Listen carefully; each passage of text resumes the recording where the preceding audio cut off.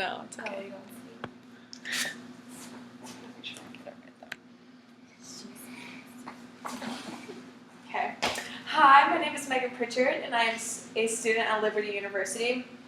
Back when I was a kid, my parents were starting to sell their house, and they had the bleach on the floor for some reason, and I would always try to get into it. So what they did was they put it on top of the washing machine, and so what I did, of course, is I went all the way upstairs, grabbed the footstool, came all the way down, got on top of the washer, grabbed the bleach, went all the way downstairs, and poured this big gallon bottle all over the carpet and ruined it as we were trying to sell our house.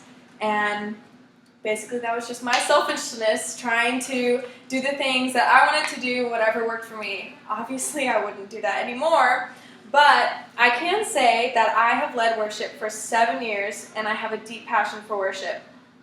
As a worship leader, I hold the view that we are always worshiping, and how we worship will change society's individualistic mindset and result in a positive lifestyle. So today I will talk about the pragmatic truth of society, the fall of man, and God's idea of worship. So my main point for number 1 is the pragmatic truth of society.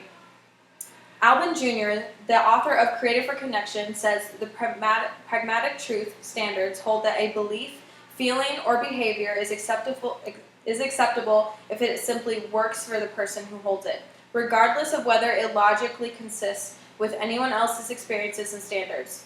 Individuals are free to discover or to create truth for themselves without being sidetracked by other people's standards. This also means that they're trying to worship themselves in a sense. Ayn Rand, the author of Anthem and a world-renowned pragmatic capitalist, says, "This God, this one word, I." My second point is the fall of man. Romans 3:23 from the NIV says, "For all have sinned and fall short of the glory of God." This means that all have sinned. Notice that the first couple words say, "For all have sinned." This means that we miss the mark and we can't be like God. So it's easy to say that none can argue that there's wrong in the world. Heinsohn and Yates, professors at Liberty University, say, "The one biblical doctrine for which there is no lack of empirical evidence is the depravity of the human race." And my last point is God's idea of worship. Bob Devenboff says, "Worship is the humble response of regenerate men to the self-disclosure of the Most High God. It's based upon the work of God. It's achieved through the activity of God. It's directed to God. It's expressed by the lips in praise and by the life in service." This means that number 1, we are to worship with our lips. This means everything that we say and that we sing is praise to God. But this also means that our lifestyle and service. So that means everything that we do in action, everything that we do outwardly.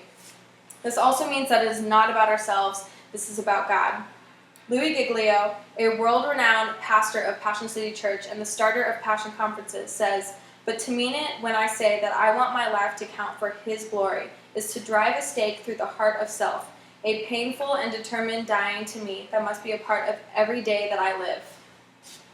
So today I have talked about the pragmatic truth of society, the fall of man, and God's idea for worship.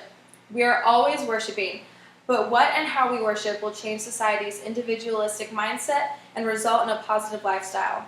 So I may make a really big mess when I get into bleach or anything else that I do, but if I put my eyes on Christ instead of myself, then I can have a more positive lifestyle. I hope you can too. Thank you for your time.